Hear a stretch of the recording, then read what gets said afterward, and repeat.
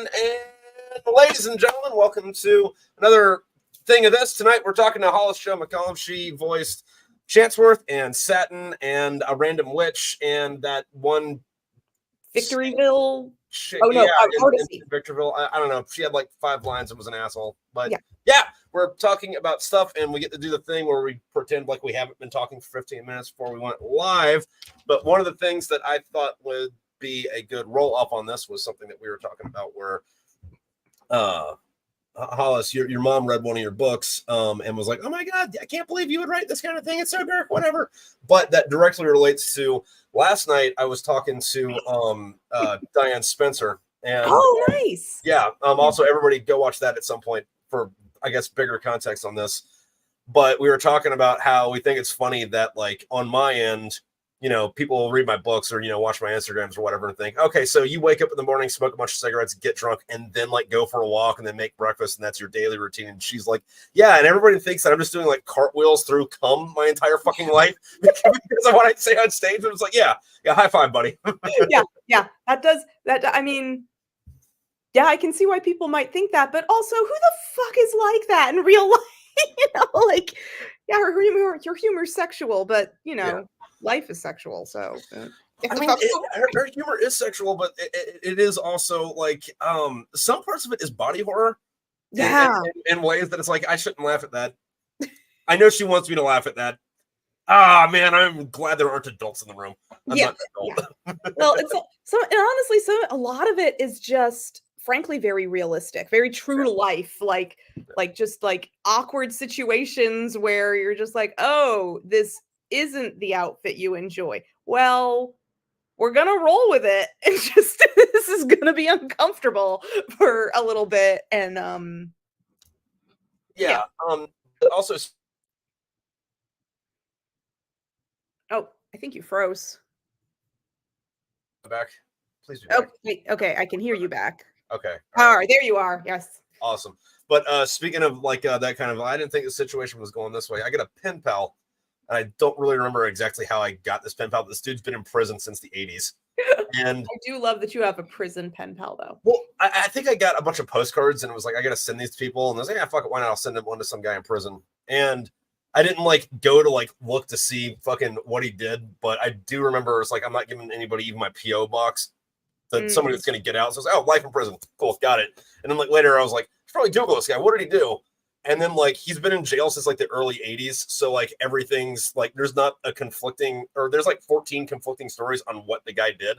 Oh, and I asked him, I didn't ask him about it, but he brought it up in one of his letters. He's like, I didn't kill that bitch. Fucking Tony hit her in the head with a sledgehammer. They only got me on a technicality. Fucking, I'm innocent, these motherfuckers. But apparently he used to escape prison like every couple of years and like just go fishing and camping for a couple of days and then turn himself back in, but he wanted to get out. However, the last time, and this is as per him, the last time he got out, he had to stop.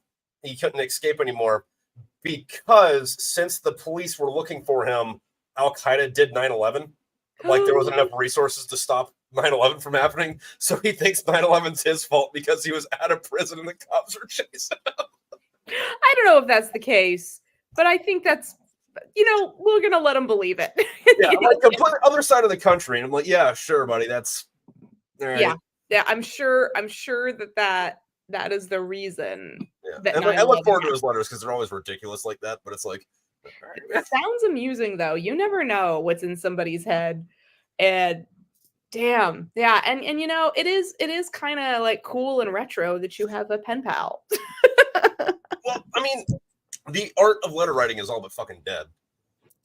Like best you get is like, hey, I got a meme, here you go. And we've also kind of like let social media get to the point where it's like we don't even really call people anymore. It's like, I saw you had a post that you put up and I said, hey, looks good. That counts as the communication we had this year. So I don't have to call you, or, you know, go visit you or anything like that, you know? Yeah. Well, and people feel like you've put in more effort when you've written a letter. Yeah. I feel like they do. And I'm just like, oh, that's great. Yes. So much effort.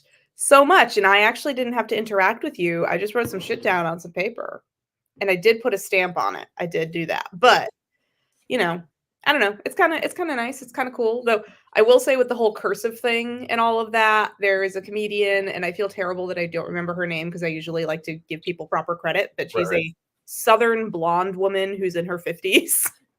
For those of you who pay attention to stand-up comedy, and she has a joke about how if the younger generations ever, try to wage war on us or anything, it's like, we'll fucking take them because all we have to do is write our plans in cursive. They'll never see anything coming. They'll fucking never know.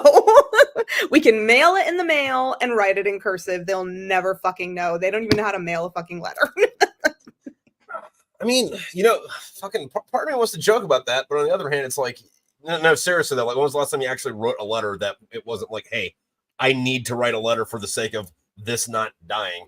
And like, when was the last time you like went to the mail and I was like, all right, I'm not expecting anything from Amazon today, so this is all going to be bills and junk mail, right? Well, okay, and to be fair, I actually handwrite birthday cards still, Oh, and okay. like I'll write a whole message. So everyone in my family still gets handwritten birthday cards from me, and my parents still do that.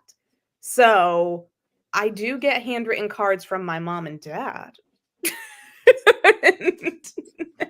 Also, over in the comment section from Chuck, he's saying, "You rock, Hollis. Without any spoilers, I just wanted to say your outtakes are making my life while working on book 4 with Trip." Thank you, Chuck. I'm excited. I am also having a blast with that particular project, and yeah, it is super fun, and I'm very excited. And for those of you listening at home, you've got some awesome shit coming up starting this week, next week, Wednesday, whatever Wednesday is. Yeah, Wednesday will be chapter 1 of the Chainsmoker Problems Away. Yeah. Fuck yeah. Get ready. Prepare your bodies. Yeah. Just ready yourself. Go I don't know, do some self-flatulation and whatever, beat yourself with reeds, whatever you need to do to prepare. But I thought of I mean, we got to workshop this real quick. But as a marketing campaign, right? Since it's an audiobook, it's got to go something along the lines of, we're going to put this in your ear so you can hear us coming. Oh, shit.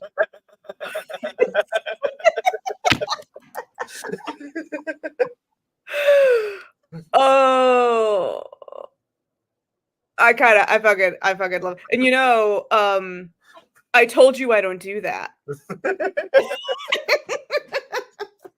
Yeah, no, fucking side note, I accidentally that to my wife one time. Women do not appreciate an earful of fucking spunk. No, there was a lot of swearing and a bunch of Q-tips, and then doing this in the shower. It's like, get out. Okay. No, that is a even if it's an accident, you better do something nice to make up for that shit, because that sucks. Well, I mean, it's one of those things where they don't believe you that it's an accident because it was on your wish list. And it's like, I didn't do it on purpose. Right. But also maybe subconsciously, I don't know. I've only thinking about it for 10 years, but Well, and now you finally did. And now that you've seen how unhappy it makes her, you'll never do it again. Yeah. That's the lesson, Trip. That's what we're going to learn about that shit. And on purpose. Yeah. And that's pretty much it. Yeah. That's, I will say, I won't say what the sex act was, but I will say with my ex-husband, there was something that I was very against, just because I did not want to. Yeah. I knew I would get no pleasure out of it, all those things. And he just fucking kept begging. Mm-hmm. And then he wouldn't shut the fuck up about it. And I just said, you know what? Fine. We can do it one time. One time we can do it just to get it out of your system. You better not ever bother me about this again. And as soon as he tried, and it was a natural reflexive action. And I did martial arts for a while. I actually know some dangerous shit. And my ex-husband did not. He doesn't I can throw some fucking punches and dislocate a few things and shit. But I don't want to get too technical into this, but there's another conversation where she told me that he put ketchup on noodles and called it spaghetti. So yeah.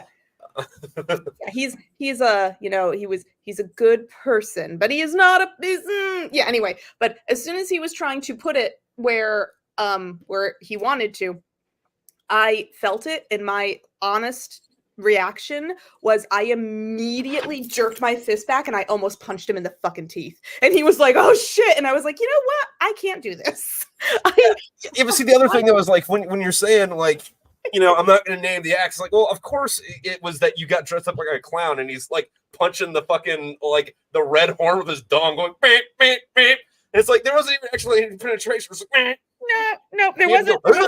There was supposed to be some penetration, but as soon as he started to try to penetrate, my visceral reaction was to reflexively almost beat the shit out of him. And so I was like, you know what? It's just not. And he never asked me about that shit again. He was like, I almost got my ass beat by my wife. I'm never asking for that shit again. I mean, and see, that's one of those like little forks in life where it could have been like, hey, all right, so that thing we didn't do? What do you think about leather and whips? Asking for a friend. Look, oh no, I fell down the stairs and accidentally handcuffed myself to the bed. What are you going to do about it? I know. And I told him, I was like, we can get you like a fucking sex toy that you can live that fantasy out on, but I'm never doing it. I was like, we'll get you a full sex doll, honey. I'm never doing that shit for you. Have you seen like the new sex dolls? The ones that aren't just like the blow up ones? Oh no, I've seen like the ones that are like almost animatronic and they like actually look and feel real. And shit. Skynet, dude. Yeah, it's like, creepy. It's like no, I don't want one of those because I'm afraid I'd like bang it the wrong way, and then like I don't know, Arnold Schwarzenegger would show up and like not in a good way, and then like I'd like have to go kill John Connor. Yeah. It would be. It could. Yeah, it's okay. You know the comedian Whitney Cummings? Maybe. Okay, she also has some fun. She's got some good humor. She's very funny. And she's very pretty. And a lot of her humor is also sexual. And one of the companies designed a sex doll that looks just like her. On purpose? Yeah, on purpose. Like it's the Whitney Cummings sex doll. Oh, cool. And it's and her last name is spelled Cumming.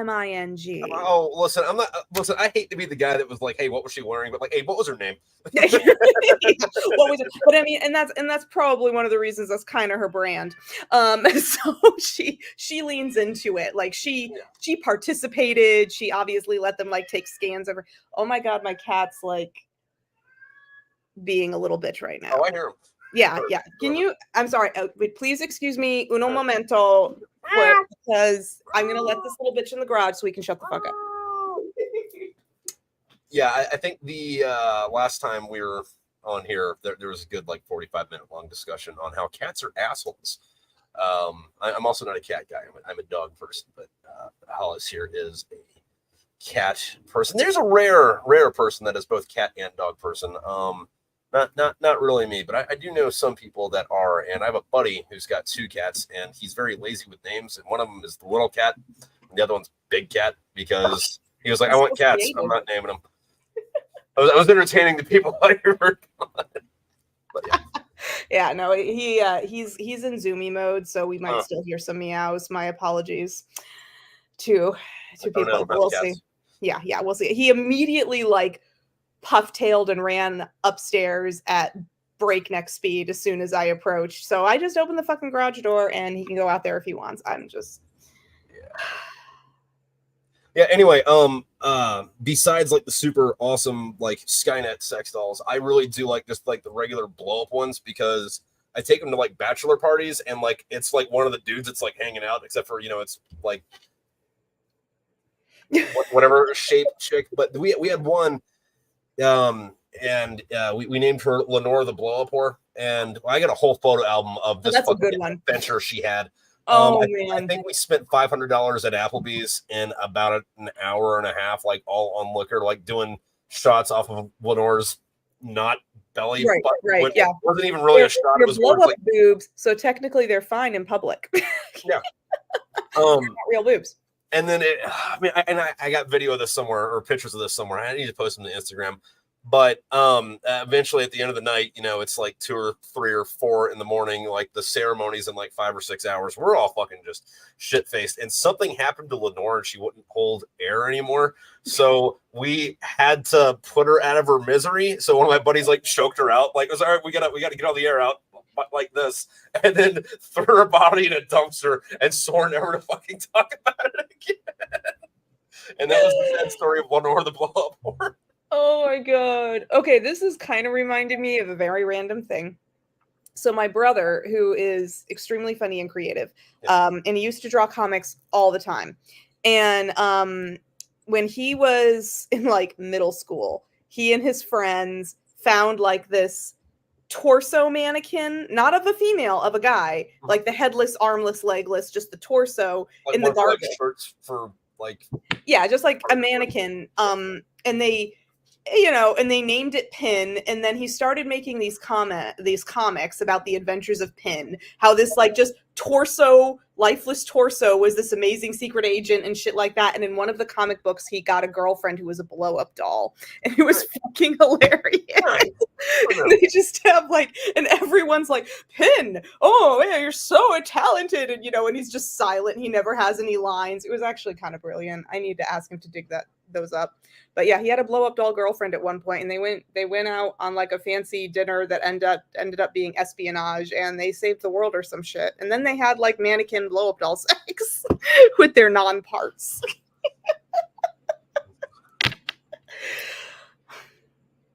The Adventures of Pin. Now that would be some like real weird kink stuff there, where it's like, all right, instead of like, I don't know, banging a blow-up doll or watching someone bang a blow-up doll, you get 2 different people who are clothed, dressed like butlers or maids, or a butler and a maid, but they just like maneuver the male blow-up doll and the female blow-up doll around for the positions and the thrusting part of it. I'm trying to see how much I can say on YouTube without them deleting my fucking account. We have to be really careful, yeah. But you understand what I'm saying with their marionetting. Yes. Yep. Mm-hmm. Yep. How the puppetry might work. Yes. Yes. And then like you sit there and watch and be like, oh yeah, that's that. That is a very specific kink. I mean, no kink shaming, but no kink shaming. But you know, there is a market for it. It may not be a large one. But no, there's market for everything. And one of the things that does bother me is like, I've had so many people be like, hey man, I know that you're doing this or that or your art, whatever, but like where the real money in art is in furry porn. I'm like, okay, cool. I mean, are you going to give me money to do that? And they're like, well, no. I'm like, all right, well, I know that they do make money for this. Where do you go for that? And then all of a sudden, no one knows where that even exists. It's like, okay, all right. How do you know there's money in that? Yeah. Interesting. Yeah. How much money are you spending on this? Mm-hmm. What are you trying to ask me to do here, buddy? Yeah. Why? And are you trying to get free furry porn? This is incidentally, and I'm not going to say who in my life because but I do know a real life furry. I don't know any personally, but I know people that know people. Mm-hmm. Yeah, so. I know one, and they I'm tempted. They and their partner. I'm gonna go so gender neutral here. They do not. So Alex and Chris. Yeah. Mm-hmm. Jesse and Jamie, or whatever. Lannister. Oh shit.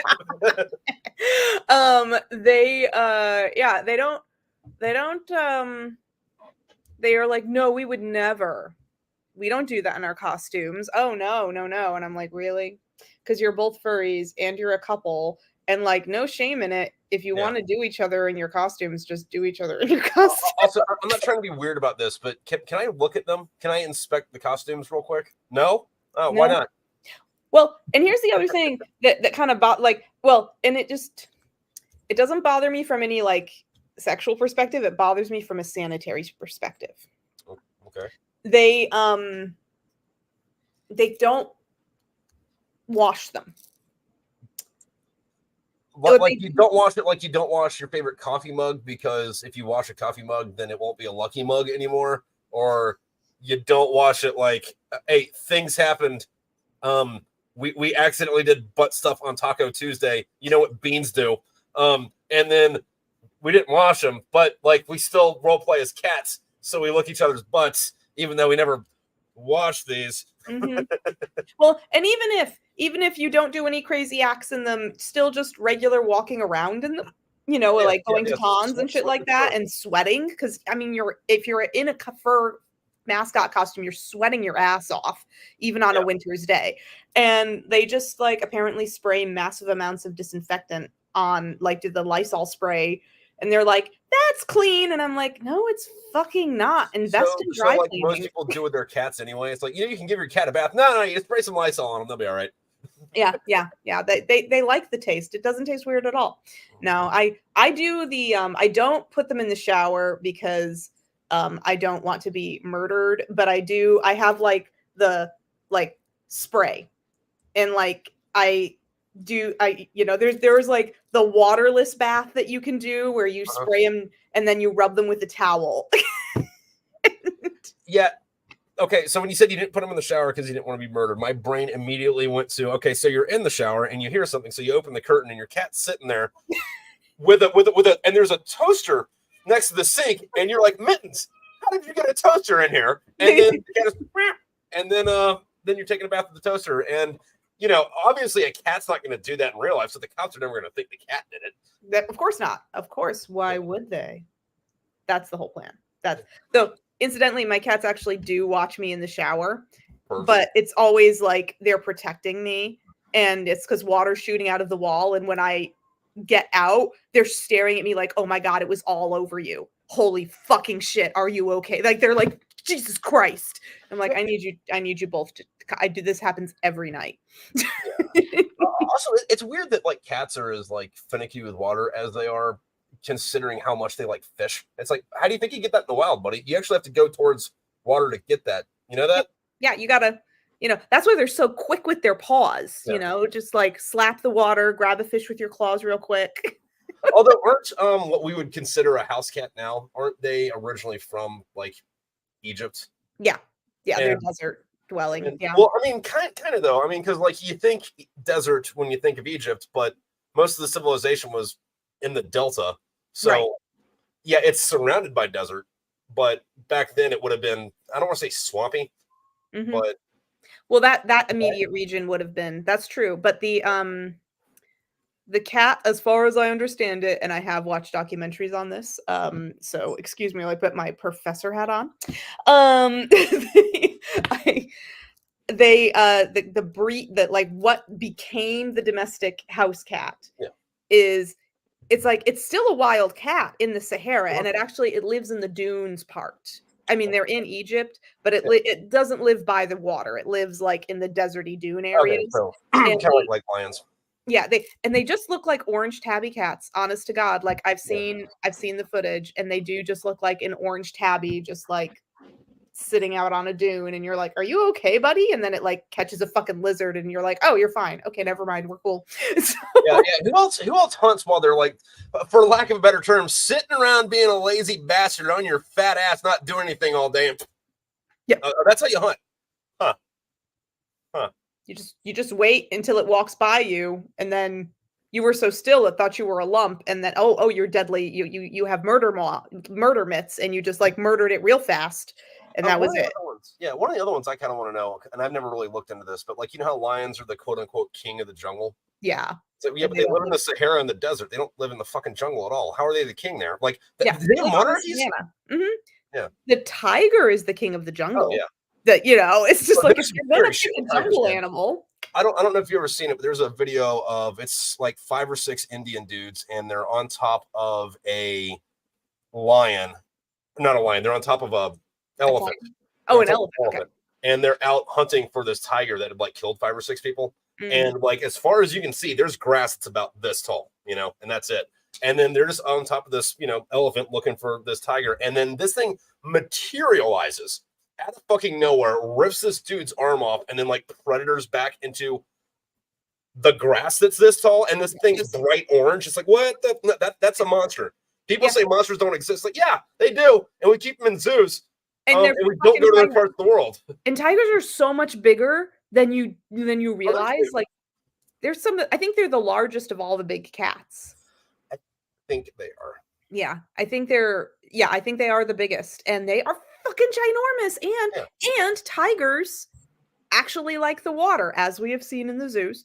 You know, they actually like to swim and shit. And some of the deaths that happen are like people are on a boat in India, and then a tiger like comes up like a great white out of the water, is like and like drags them down and fucking murders them. Well, the thing is, like, if you're watching those videos like that, or what just used to be the Nature fucking Planet, and you pitch that in a movie, or you pitch that to like people that are making a movie, they're like, yeah, that doesn't happen. That's dumb.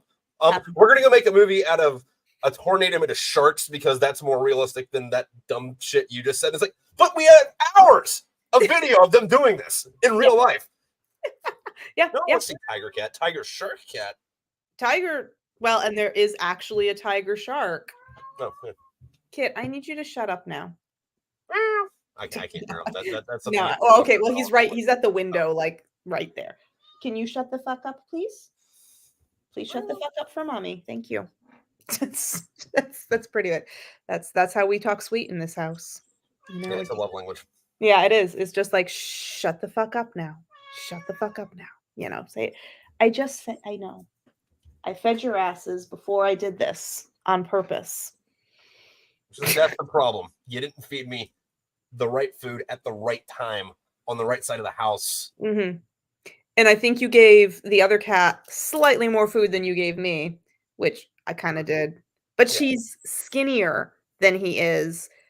And she's really fucking old. And so I just give her extra food because that's what she wants. Yeah, I don't think they care about that. Friggin' Also, why do people never give cats like real names? Like, have you noticed that, or is that just me? Or it's like, yeah, sure. Like, this is Mittens or Bob or whatever. This is the Father of Terror. This is the little cat. This one's Special K because she's kind of special. Yeah. I'm trying. Okay, and now, I did. I had one of my friends had a cat named Arthur. Okay. That was their other cat was named Pasta though.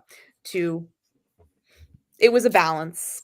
My cousin had a cat named Artemis, and it was named after the cat in Sailor Moon because it kind of looked like that, and it was Siamese, but it was either neglected or like malnourished or whatever, like as a kitten, so its face is a little fucked up, so its jaw was a little sideways, so its teeth came out up over its fucking nose. And if you left any alcohol out and didn't wash it, it'd bat it over, lap it up, puke, and then pass out. And if you left any tobacco products out, it would use that claw tooth to open up your pack of cigarettes, eat your tobacco, puke, and then pass out. That wasn't a defect. That was fucking evolution right there. That was that shit was. It's like, this cat likes to party, man. It does. No, because we were in Colorado and my friend stayed at the house, and like I leave like instructions out just so that you don't have to remember shit. And one of the things I do is I like have a list of the things that the cats will try to do while you're here. And one of them is like, I will be fair, they don't go after my food, but it's like, don't abandon your fucking food, even for a second, even if it's just like, oh, I forgot my water, and then you turn around for 10 seconds no, you take that plate fucking with you, because especially the older one who's just apparently voracious in her old age, will fucking steal your food. And I leave that, and I'm like, do not leave your food unattended at any point in time. I don't care if it's a second and a half, don't leave it unattended. And my friend was like, I didn't listen. She was like, I thought it would be fine because I just forgot, like, whatever. She was like, I was just walking 2 feet to a place, and then my cat stole her dumpling. She was like, she stole my good dumpling too. And I felt really bad. She was like, because not only did I disobey your rules, but then I suffered, and she took my last dumpling. Yeah, which makes you kind of wonder, like, why the Egyptians bothered to attempt to domesticate those things in the first place. Like, I wonder if it was that's cute, that's got to be in my house, or if it was this thing's an asshole and I can't run fast enough to catch it. Maybe this is actually some type of divine intervention. I mean, although it probably was like, this thing eats pests. I need it around so rats don't do the rat thing, but cats are actually the only creatures that domesticated themselves. Yeah. The humans did not. That's why they're still fucking wild creatures, because the humans didn't try to domesticate them. The cats saw the benefit of hanging out with humans because easy access to food. And then the humans were like, you're cute. They're like, cool, do my bidding. And that's why they maintain independence. But they're the only creature on the planet that chose domestication. Are you sure? Because I think goldfish, there's a secret cabal of guild fiends. They're just pretending to have a 4-second memory. They're actually super secret geniuses. The goldfish are like, oh man, that's what we actually called. There was an old pole studio owner. I think when you say pole, do you mean like? Okay, I was about to say, listen, I haven't heard a good Pollock joke in about 20 years. And if this is where this is going to go, all right, you're calling the Polish dude. No, I'm talking about the pole dancing. Like I get so backwards of like, which way should I point in this? But because I feel like I'm mirrored in the camera. But yeah, she was like honestly just really fucking stupid.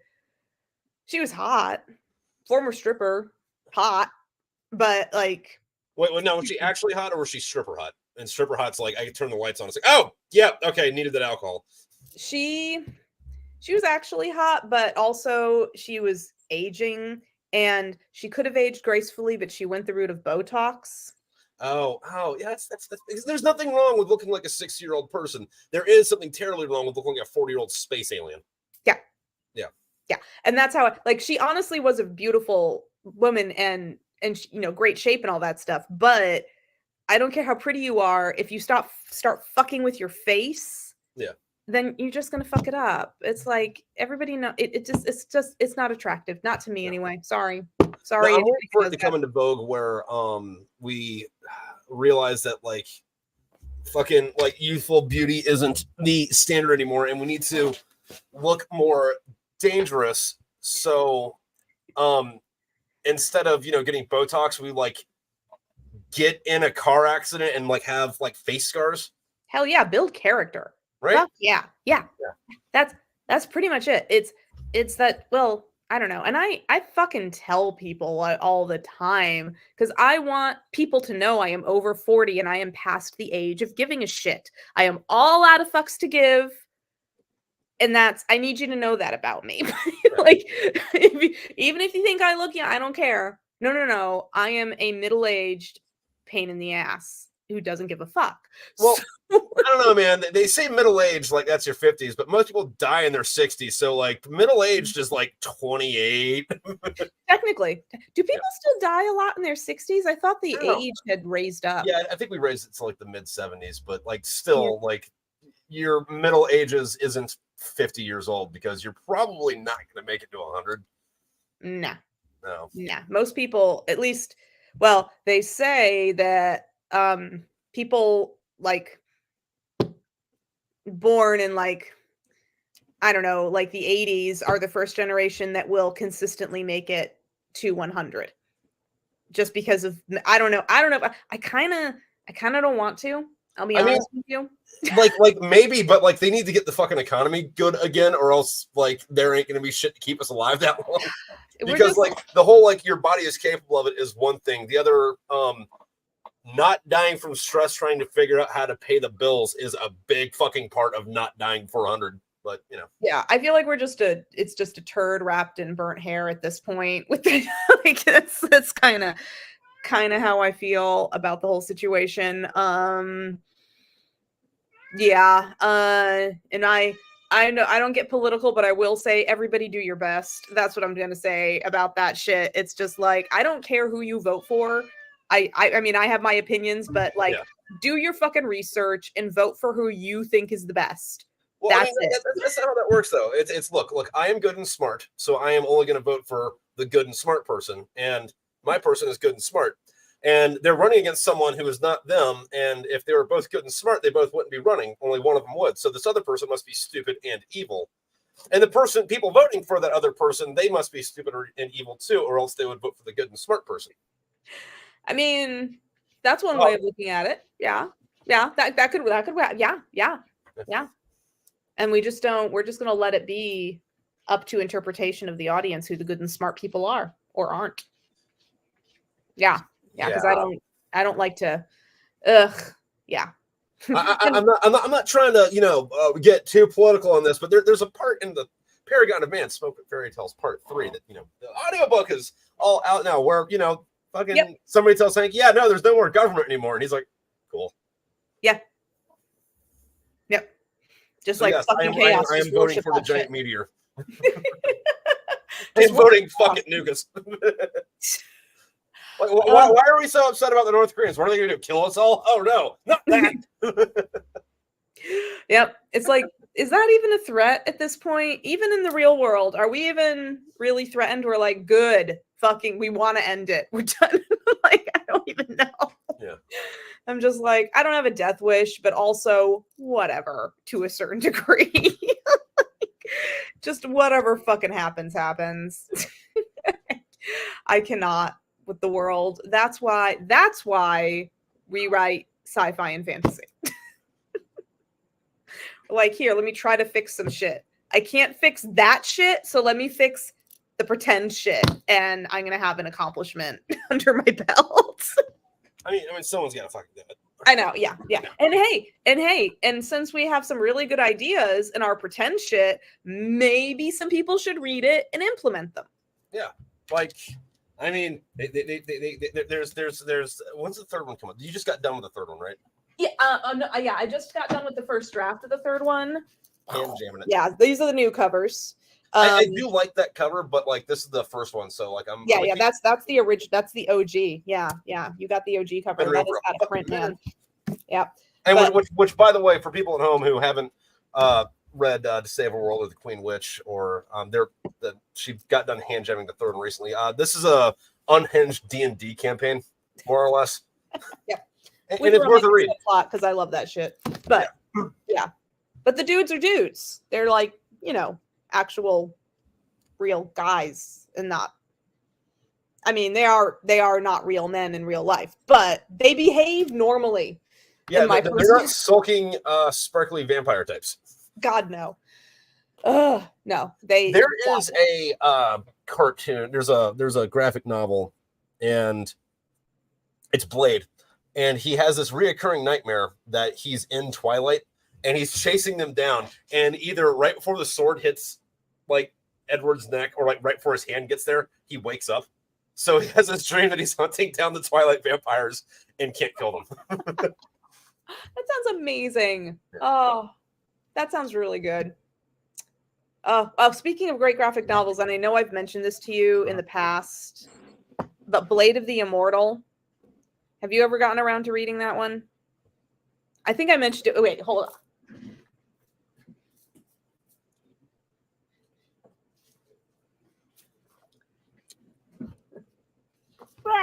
This one.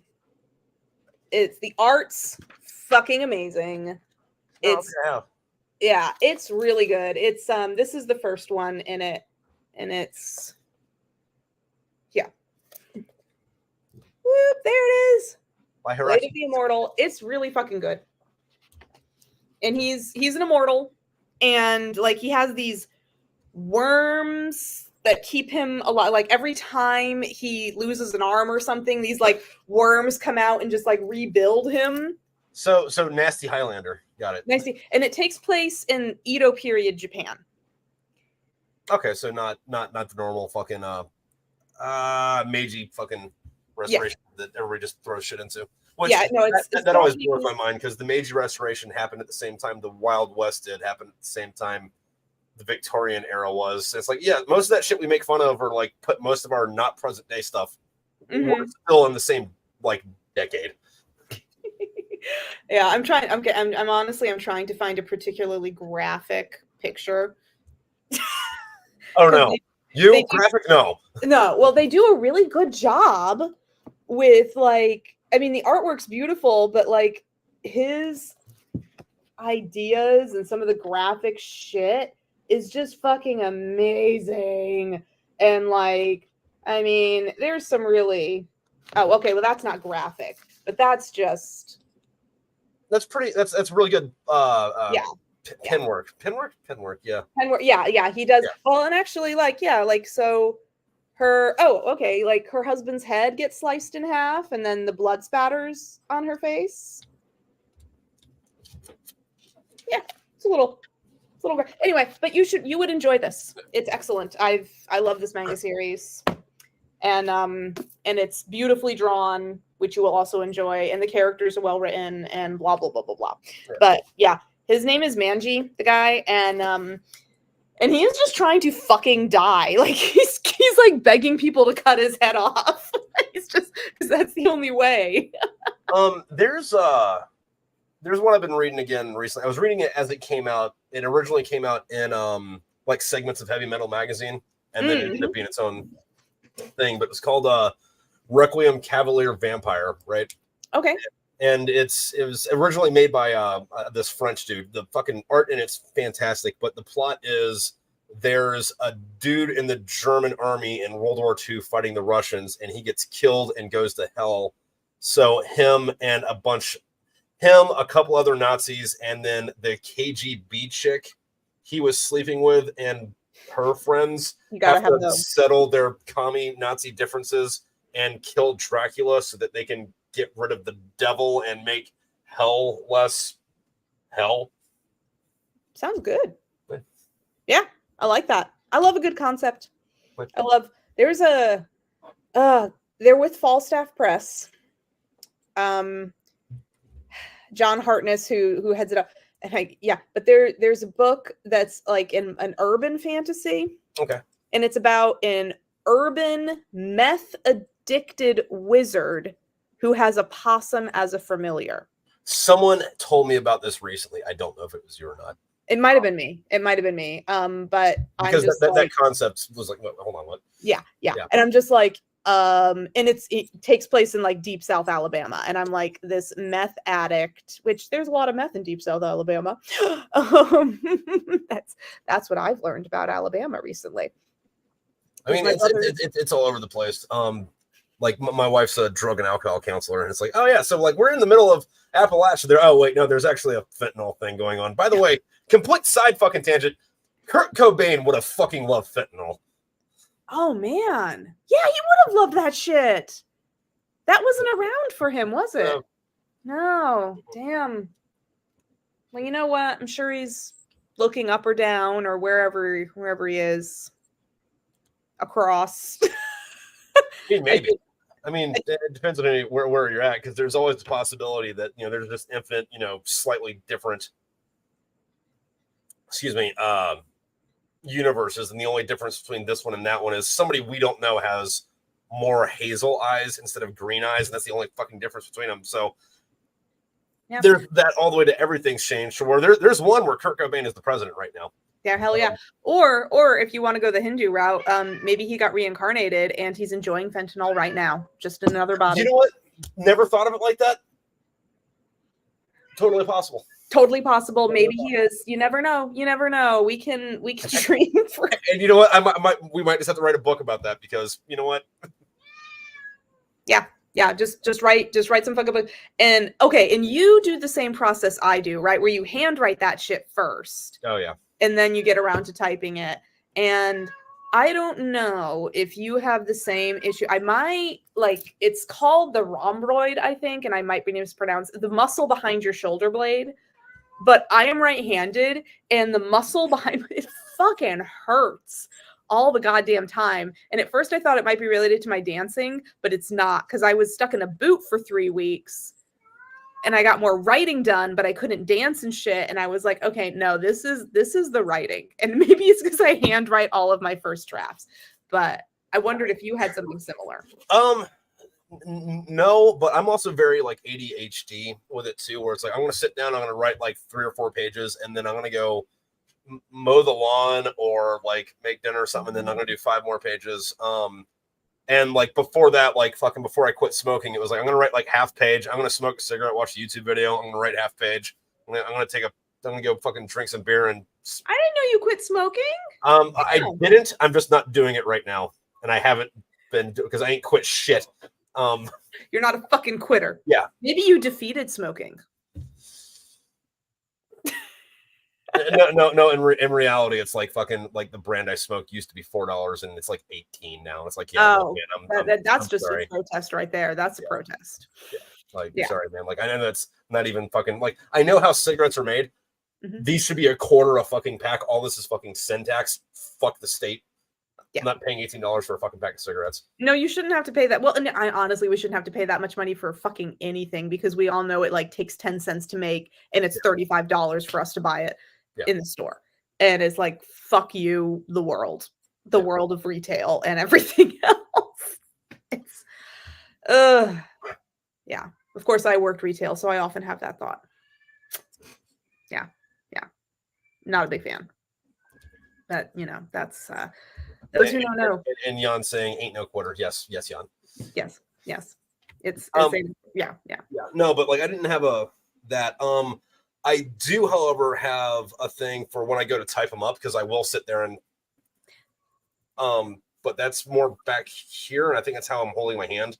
Mm-hmm. Like to have whatever. Oh yeah, you like maybe you need like a little wrist rest or something. Yeah, or like to actually sit there and type and not like because I also type like a fucking gorilla. Like, maybe not even a gorilla, but if I didn't know you were coming over and you came in, and it'd be like that scene from the 1932 Phantom of the Opera. Where it's like, yeah, and then you just turn around like you were disturbed, and you know, just like Cheetos dust in the beard and all that other shit going on. I got somebody's like not boyfriend, love interest, like just skewered on the fucking wall. What's Bob doing here? Bob didn't like my writing. Okay. All right. We're just gonna back away slowly. All right.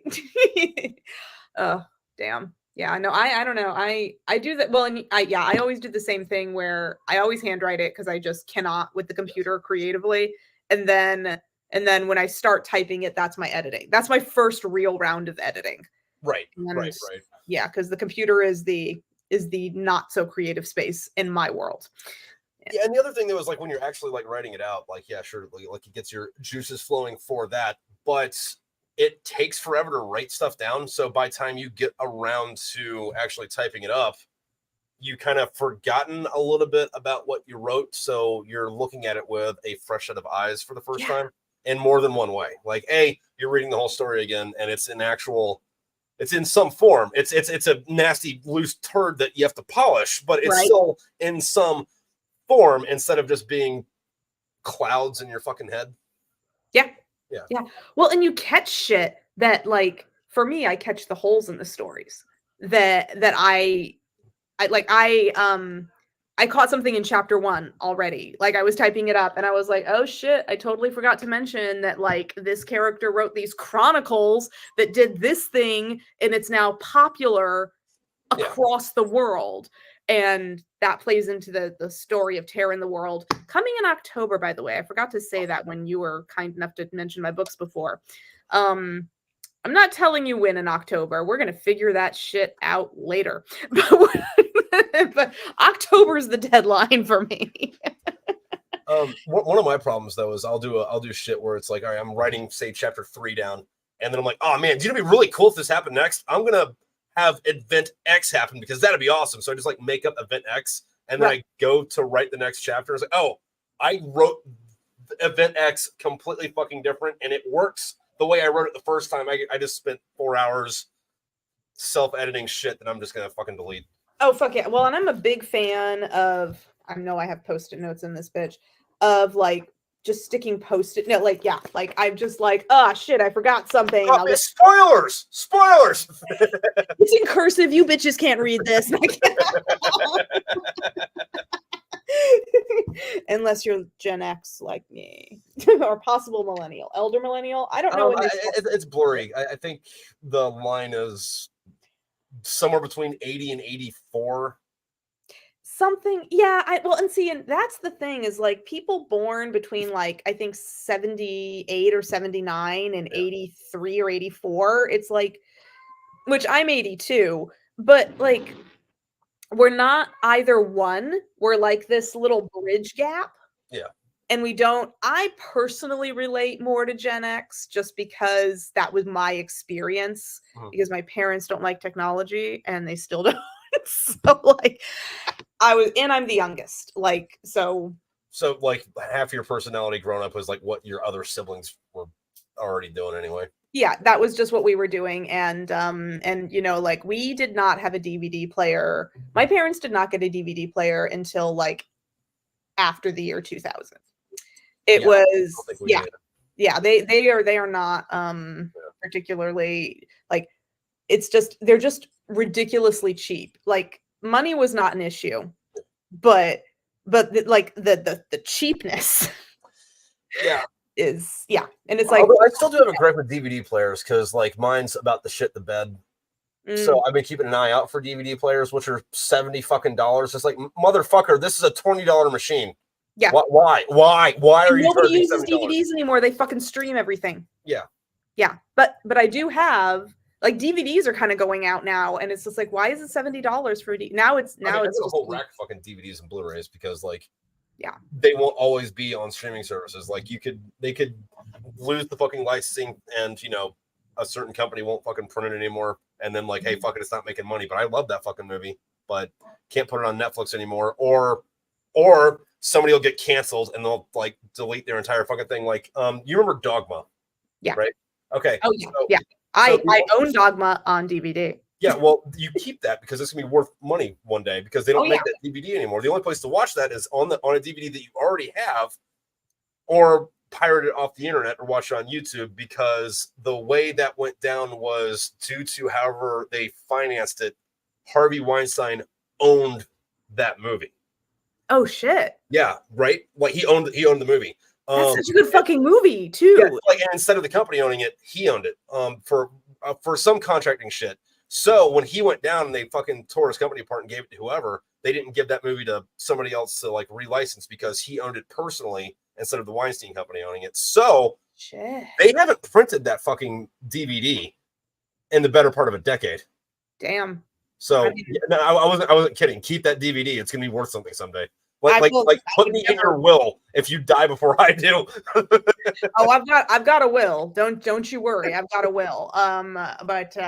Yeah, I gotta amend that shit. I gotta update that shit anyway. Yeah, no, but like that's like one of those fucking like weird stories about it, because like the other thing, because there's certain kind of rights with it, like you have to have different rights for like playing the movie in a theater, vice showing it on TV, vice streaming it, vice printing it on fucking DVD or whatever. And there's so many fucking movies that are like I do, and I love Dogma. Dogma was one of my favorites, like when it came out, and it's still one of my favorites. Honestly, it's fucking hilarious. That's how I got the Jay and Silent Bob. Yeah, me too. Yeah, I think a lot of people.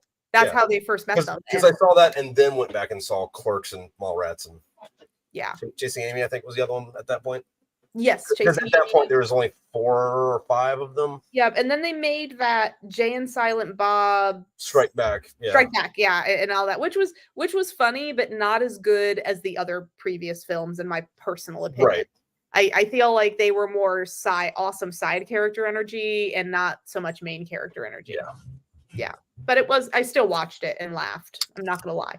But have you heard of the movie Orgasmo? I have heard of it. I have not seen it. I have that DVD. Is that another black hole? It's fucking hilarious. If we lived geographically close to each other, I would lend you my DVD so that you could watch it, because I feel it's important. As you may know, it's like, like Trey Parker and the other dude who made South Park. This movie. Matt Stone? Yes. Thank you. Yeah. Trey Parker was raised Mormon, and of course he also wrote the Book of Mormon, which is a really funny, musical, which great. But he plays a Mormon who gets into porn and becomes a fucking porn star. And that alone, it's just really fucking hilarious. And I'm a big fan, and I love all the side jokes, and I could there are a lot of side jokes in there that don't make sense right now if I were to say them. Yeah. Anyway, speaking of Mormons doing porn, so there's a new show out right now. Me and my wife are watching it, and this is trash. This is straight trash. I think it's Sometimes called that's good Forbidden to Love. watch, though. Huh? No, I think it's called Forbidden Love. Okay. But it follows a couple different couples. Like one of them, their schism is one of them's Muslim and the other one's like Southern Baptist Black Church, and then like that's just how their families get together. Or one's like Missouri redneck, and the other one's like off the boat from Saudi Arabia, and this is how they get together. And there's one where it's like, hey, there's this model. And by model, I mean like I'm gonna use that term real loose. She does modeling, but like I looked it up and it was like, okay, so you did modeling on MySpace and you're calling yourself a model, and she's pushing 50, and she's married to a 20-year-old Amish guy. Okay, so it's like if I were to call myself a model because I was a booth babe for a while. Like, that's if I were to call myself a model. Maybe, but like I'm only using it disparaging towards her because like that's her like identity or whatever. But dude, also she's about 50 and she's married to a 20-year-old Amish dude, and they have these problems in their relationship that the show, you know, shows that. And you know, I'm thinking, well, maybe it's because you're 30 years older than the Amish dude you married, but who doesn't know any fucking better or different. I don't know. Yeah, but apparently there was this big issue once he got, you know, an iPhone and discovered porn, right? So he's like looking at porn. He's like, "What? You can't be watching porn. I'm right here. Why are you looking at girls with big boobs?" By the way, her boobs are like the size of my house. Oh, Jesus Christ! Like they're big fuckers, right? Okay, well that's what he likes. Yeah, and I'm like, why are you mad that he's looking up chicks with big boobs? You're not here, and he wants big boobs. You have big boobs. He's not cheating on you. Just let him fucking enjoy some porn. She started to accuse him of that, but not with other women. But because he was Amish, he obviously banged a sheep or a cow or something, like, right? Okay, sure. Yeah. Damn. I don't remember how the fuck we got here. Mormons and porn stars. Yeah. That reminded me of this. Is that a reality show? Because now I want to watch it. Yeah. It's a reality show. I don't remember if it's on Amazon or Netflix or HBO. I'm gonna find it now because I have like most humans in this modern era, I have all the streaming bullshit.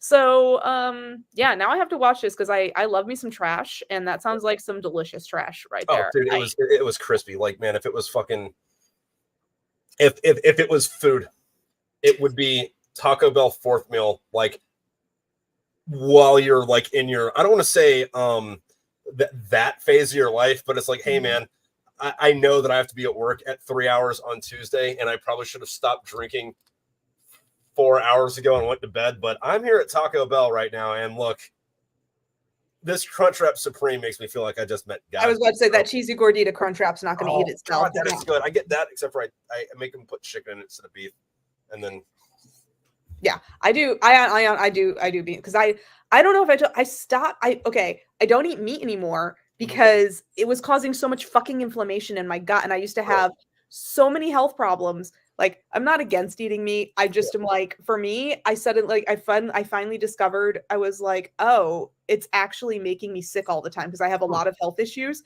And I stopped eating meat, and I was like, I don't feel like garbage anymore. Oh. So now I get beans on my cheesy gordita crunch. I might have to try that. That does sound good. Also, Jan is in the comments saying that movie is Trey and Matt's second movie, Orgasmo. So yes, fuck yeah, good. Yes, Matt, and it's fucking awesome, and I know you know that. It's hilarious, and I don't want to sound like a queer or nothing, but unicorns kick ass. That's for you, man. Why would that sound queer? There's so much that goes into that. It's like, yeah, look, I know what you're trying to say, but like, also, listen, unicorns did exist, and the Romans killed them, which is why we know that they don't exist anymore, because apparently they were ridden into battle too. Yeah, and the Romans were just like super fucking racist against unicorns. If you're allowed, if you can do that, I don't know how racial prejudice in the animal world works. I do know that porpoises and dolphins just fucking hate each other, and they are doing a genocide. I did not know that shit. Yeah. Also, they'll kill each other just for not being the right kind of porpoise. Like, and the best the scientists can do is like that can figure out is like, no, they're just racist towards them. Like, we can't figure out. They don't eat them. They just gang up with them. They just fucking murder them. Yeah. Well, killer whales fucking murder great whites all the time. Yeah. Yeah, I mean, and like sometimes it's legit revenge. Like maybe a great white ate their baby. That's allowed. Well, they also compete for prey. Like they both eat seal, do. so like if they kill more great whites, that's more actual food for them. So like that one makes sense. That's true. Well, and it's just like people think great white, king of the ocean or whatever, but it's like no, fucking orcas, man. Those killer whales, No. It is the horseshoe crab. Oh, and hear me out on this. That thing evolved. That thing evolved into what it is, and then like walked out on the beach and said, "Nah, fuck this," and then went back into the ocean. And then some other fish came out, and then like animals started to evolve after that. And then the dinosaurs happened, and then there was an apocalypse, and then like the other post-apocalyptic weird creatures took over the planet, us. But the horseshoe crab hasn't evolved since before the dinosaurs left the fucking ocean.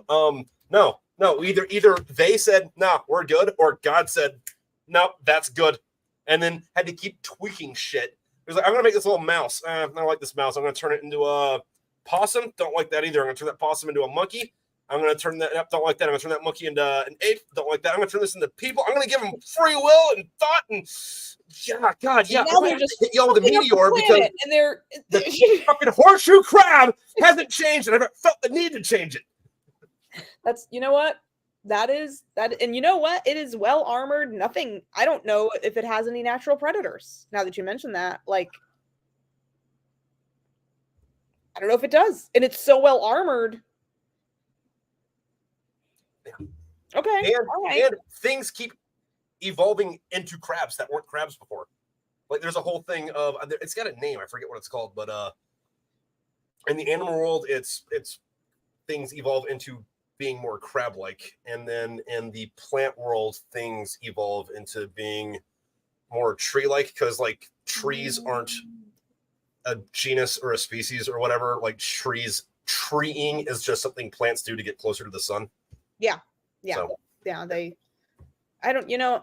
feel like whenever there's a plant question, I'm like, I need to call my mom because she's got a master gardener degree. You know, she's an RN, but then like after she retired, she went and like got a master's in gardening, which I didn't know existed. But that woman can answer all the plant questions. So when I'm like, when I don't know shit about plants, I'm like, hey mom, what the fuck is up with this? And then she explains it to me, and if I'm physically present, I get food. So it's great. It works out well. Speaking of plants, though, something that bothered me when I grew up is I thought that Venus flytraps would be like this big. Oh, dude, yes, and they're like little. Yeah, they're little. Yeah, that's one of those like somebody bothered to even look at that thing and say, "Oh, that's just an angry clover." Like that's not like a real. Like I thought this would be a tiger that couldn't move. Not oh look. I got 3 petals. Don't. And they don't even do this. They just like, don't move. Stay really still. Oh, I hope you like that gunk you're stuck in.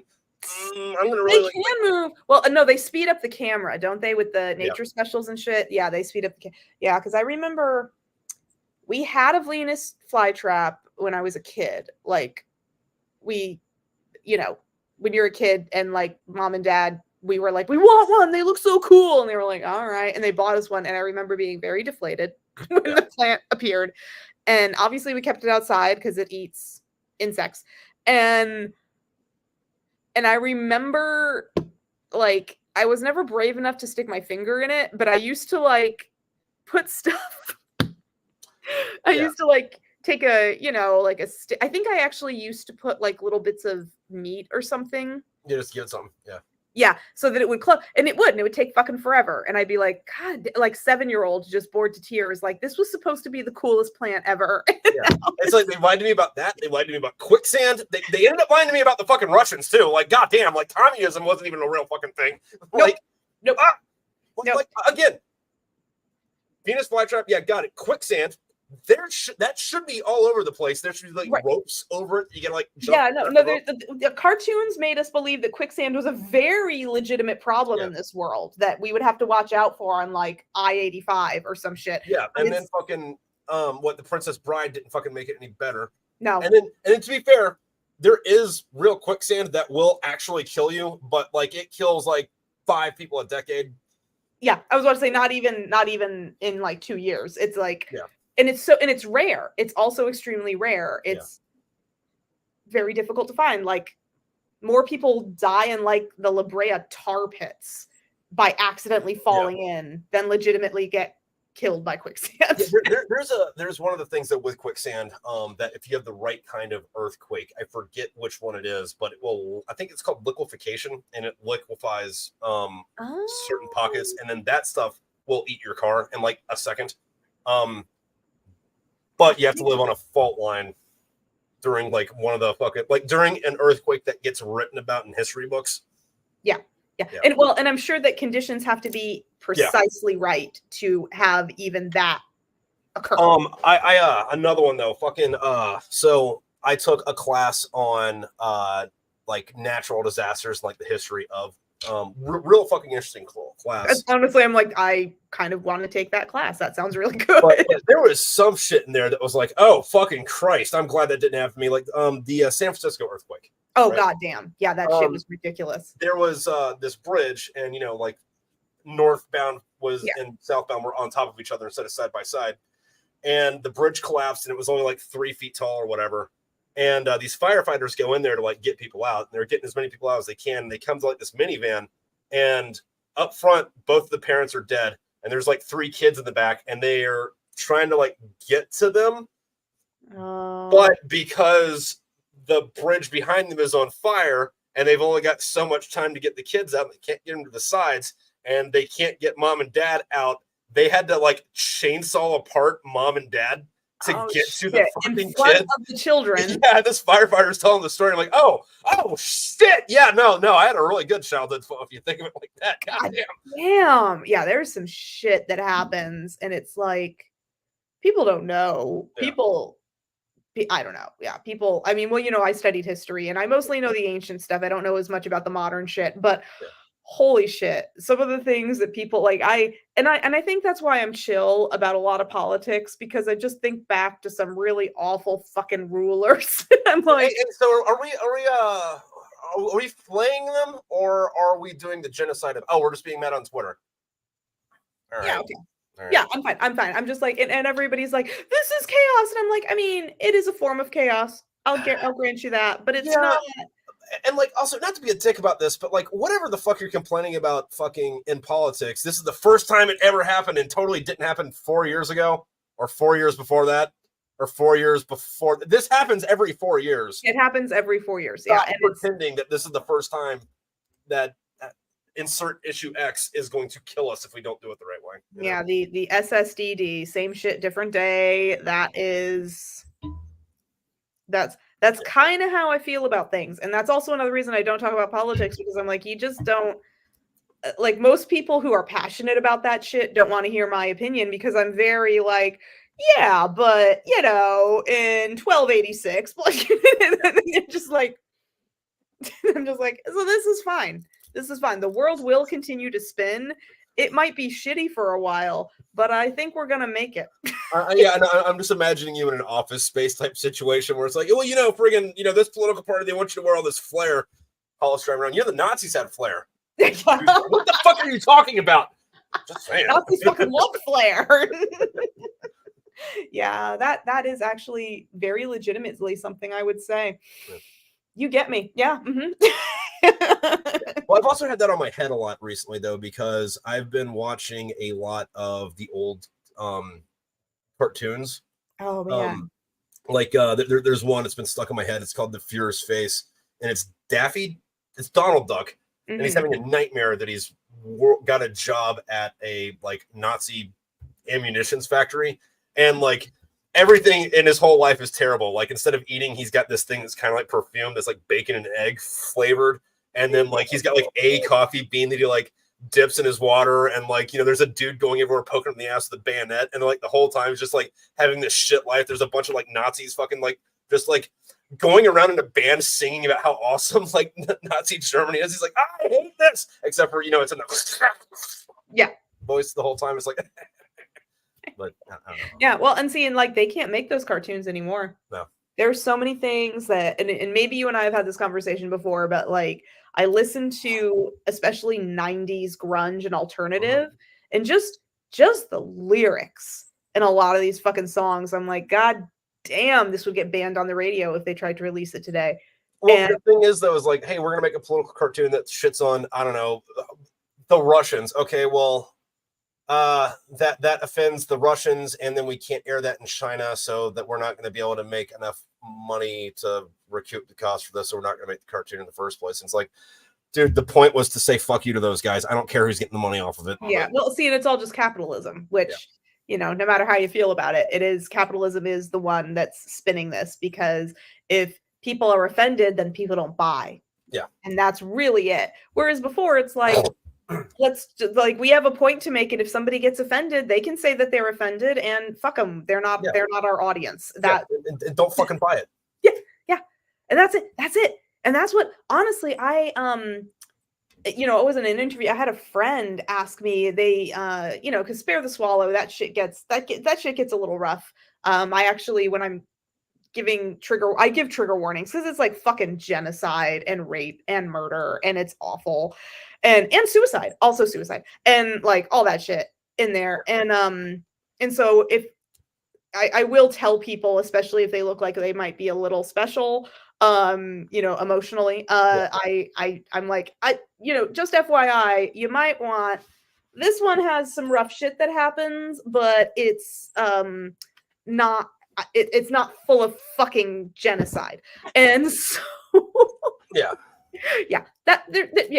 it's fine. But they were just, I was making sure that was the save a world real quick, because it was like, yeah, I mean, that's a PG-13 book. Yeah, it is. It's absolutely a PG-13 book. This shit is rated R. Yeah. It and I tell people, and I'm like, and the Ignited, the follow-up to this is the origin story. That shit's fucked up. Yeah. And I mean, I'm proud of it, but I had a friend who was like, aren't you worried as an author that you're going to alienate audiences because you do this and that, and you have suicide in your book, and on and on? I'm like, bitch, that's what the Rashaan series is for. Number one. This is my broad audience, and I do love writing it. But yeah, Spare the Swallow, it's not for everyone. No. And I don't write it. The more you make shit for everyone, the less like it can be good. And like, to take this back to food, like, yeah, stuff that is hot has a lot of capsaicin in it. Yeah, it can suck if you just have it there for no reason, but if you use the right spices, it's going to be hotter than shit, but you're going to get a flavor that you just don't get with like your rice and you don't get with the regular stuff. Yeah. Which, and you know what? And if you like that flavor or not, that's fine. But the point is, a lot of people fucking love that shit. And so just don't eat it if you don't like it. Yeah. And it's, man, unclear. I ate the book. Zero out of 5. I got way too many paper cuts. No, you just like threw a bunch of Tabasco on that shit, and you just chomped. I was trying to be spicy with it too, man. Like, I even got like El Tapatio and like put some onions on it. I let it marinate. Some black garlic rub. Did you like really get in there? Dude, I even made it with some rice that I got saffron in, man. And just too pulpy. The glue got stuck in my teeth. I think it gave me an ulcer. Shit. Yeah. 0 out of 5. Well, that's why you need to like put some peppercorns in there for crunch, right? Mm-hmm. And really mess up your bowels, and you know, spend the next day on the toilet. Yeah, getting rid of all those vowels. Yeah. That's it. It's called cleansing. Yeah. It's roughage. It's cleansing your and considering this book's about genocide, we're just gonna call it an ethnic cleansing. Excellently. You know what? This is why you write the books, man. You just connected all that shit. Well done. Well done. That was I'm impressed. Honestly, that was well done. Yeah. Although there's got to be someone somewhere that does the we're gonna make a cake that looks like a book, and someone's going to like grab it and read. Oh my god, I love this book. No, it's cake. There's actually a baker in Atlanta that I've never ordered cakes from them, but I love like a whole cake. I love everything they make is fucking delicious. It's so good. I love their shit.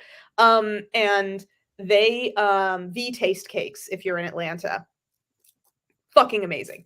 And but they do beautiful with the decorations, and they make book cakes. I've seen it. And one of these days I'm going to order one, and I'm going to ask them to put one of my covers on it, and That'd be cool. maybe I can fool some people. That'd be neat. Yeah. I did see this meme though where it was that scene from Terminator 2 when Schwarzenegger's cutting off his arm to prove that he's a robot, and it says me proving that I'm not cake, and then it goes to Miles Dyson screaming as my friends that have no idea what this fucking meme is. Oh, isn't that a show? Like, Is It Cake? Isn't that like a show on the Food Network or something? Yes, and I only watched one season of it because that season, if I remember right, if I think it's the right show, was hosted by Zach Bagans, and it was like I was still on the Ghost Adventures like ride. Right, So right. Yeah. I was like, oh, I mean, there's no new Ghost Adventures, and he's doing this cake show. Yeah. Well, yeah, and wasn't it like they put like a plate of fried chicken next to cake that was made to look like fried chicken. Yeah, and and people got it wrong. Yeah. Because apparently chicken doesn't look as much like chicken as cake that looks like chicken does. Yeah. Yeah. Yeah. No, but I didn't see, I caught a few episodes, and I was very impressed with the baking. But that is what, and also that scene and the very beginning of Steel Magnolias, which is very much a chick flick. I don't know if you've ever seen it, but the wedding cake is red velvet, but it looks like an armadillo, and then they're cutting it, and it's just like a bloody armadillo. And it was kind of amazing. There is a movie, I don't know if it's that one or a movie just called Magnolia. There's a movie called Magnolia that's like got Tom Cruise in it, and it's kind of fucked up. Yeah, I don't know which one's which, but there's a scene in one of those where there's a bunch of stuff going on, but one of them is there's a husband and a wife, and they're arguing, and the wife's about to shoot the husband. That's Magnolia, yeah. Yeah, so she shoots and misses, but the bullet goes out the window, and in another scene, there's a guy that's about to jump off the top of the building to like end it, and like the fire department's like, no, we'll catch you. But his body and the bullet hit at the same time, so he dies on the way down. And it was a bunch of that shit, but I don't know if that was Magnolia or Steel. That's Magnolia. Okay. Steel Magnolias is like steel is in with the double E is in the metal. Okay. And and it's like Southern, like Dolly Parton and Julia Roberts and Sally Field, and like anyway, it's a good chick flick. It's a good story too. Well, I like Sally Field and Shirley MacLaine. Shirley MacLaine plays a real like a woman named Weeza, who's kind of the cunt in the film, but she's very funny. Okay, two things remind me of Shirley MacLaine. Okay. But the first one is fucking Sally Field. I don't know, maybe it's just because like she's not in stuff anymore because time moves on, but like fucking great actress. But B, there's no evidence that suggests that the bandit wasn't Forrest Gump's dad. Oh shit. And Sally Field was, yep. Mm-hmm. Oh, I'm with you on that. Yeah, he was on vacation. Permanent. Getting some course. Yeah. I did watch another movie with Shirley MacLaine in it though recently. And it was Ricky Lake and was pregnant and on a train, and she was hanging out with Brendan Fraser and his pregnant wife, and the Ricky Lake and the wife did the, oh man, your ring's really nice. Yeah, yours is too. So they switch rings to like, see how it looks. And then the train gets derailed and everyone dies except for Ricky Lake. And the Brendan Fraser's mom, who had never met the son's wife, thinks that she's the wife. Oh. So she gets brought into the rich family thing, and she's like having this identity crisis. Like, no, I don't actually belong here, guys. Get me out of here. Like, no, it's fine. And then Brendan Fraser's identical twin brother happens to be there and becomes the new love interest. And but Shirley MacLaine's the mom. Oh, so, damn. Yeah, that's the that honestly sounds like an interesting film with a good cast, quite frankly. Yeah. I fucking love, honestly, I really enjoy Ricky Lake. She's a good actress, even though like most people remember her as the talk show hostess. Yeah, I also saw, and I never like went out looking for her movies, but she's been popping up a lot because I also just watched Serial Mom, and she was Oh the daughter in yeah, that. yeah. And for those of you at home, it's what Kathleen Turner is a serial killer, and But a mom, like a trad wife mom too. yeah, It's just and they just ham it up, and like the kids are Ricky Lake and Matthew Lillard, Mhm. and yeah, no, just fucking phenomenal movie. Yeah. It's on Netflix. Check it out. Yeah, it's really there's some really actually and another you just reminded me uh not Diane Lane. God, from Romancing the Stone. And it's Michael Douglas and Kathleen Turner, right? That is Kathleen yeah, Turner, isn't it? Kathleen Turner. Yes, Yeah, yes, the one with the like super deep sexy voice. yeah. You know she And was Jessica Rabbit. yes, Yeah, he did. But and Sean Astin is their son in a movie called War of the Roses, and their last name is Rose, and they play a middle-aged couple that are getting divorced, and they fucking hate each other, and they are just having divorce battle. And Sean Astin, he's like an older teenager in the film, I think, and he yeah. just keeps like he's at college and he keeps popping up, and he comes home and his parents are fucking just destroying the house and each other, and he's like, god damn. It's just but it's like a really it's a fun film. So that reminds me, when I was in high school, I was dating this chick. And my rule for, or my dad's rule for us was like, you have to be home by 9, or you have to call me and say you're not coming home, and then don't come back until after I go to work because I can hear everything in the house. Don't wake me up. And most of the time, it was like, all right, I'm gonna be back like at 9 or whatever. But I've been dating this chick, and the routine was I'd come home like at fucking 9, right? And I had this fucking fight with her, and I come home early, and it's like 8, and I step in the front door, and my dad's banging his girlfriend on the couch. And then I'm like, oh God, what the fuck? And they both do the like awkward teenager, oh my God, no, we're so sorry. You have to do that. And then, we got into an argument about it. Like, not an argument, but like, what the fuck are you doing? You're so goddamn irresponsible. And then, my dad's like, oh fuck, I'm so sorry. And then his girlfriend's like, oh my God, it's like crying on the Oh couch. my God. And it's like, and it's different. Like on some levels, it's better that it wasn't your mom, but it's also worse because she's like, God damn, like you're. No, it's worse because I sit on that couch when I watch TV, man. Yeah, that's worse. Yeah. Take that shit upstairs. Be an adult. Hey, and that just goes back to it. Like, you don't have to fucking grow up, and many of us don't. Yeah, I just learned a friend of mine who is my age, and I never realized this, and she's a mom, and like she's never actually had to do bills before because she recently moved, and she'd always been in a situation like she's been a single mom for most of the existence, but she moved back in with her parents, and because it was a mutual beneficial situation, she just has been there, and like her parents took care of all the bills and shit. And when she moved out and got her own apartment, she didn't know how to set up utilities and shit. And I was like, holy fuck. That's a phone call. Like, well, no, but she didn't know how to do it. She didn't know how to like calculate what kind of internet, like, because it's like, yeah, you need this internet speed, but it's about the data, right? And so you got to like find that balance and all this other thing. And it's just like, but she didn't know how to do any of that shit. And I was like, fuck me. How are you 42 years old, a single parent whose daughter is going to college now, like starting in a 2 weeks or something. Yeah. And you've never had to set up bills before. Like, yeah, that's weird. Yeah, it blew my fucking mind. I was like, because she's not an irresponsible person at all. Yeah. And she like, but the situation was, and she like paid her parents, but she just always just gave her parents money. Yeah. She never had to do it all. She never had to do it. I'm just like, God damn.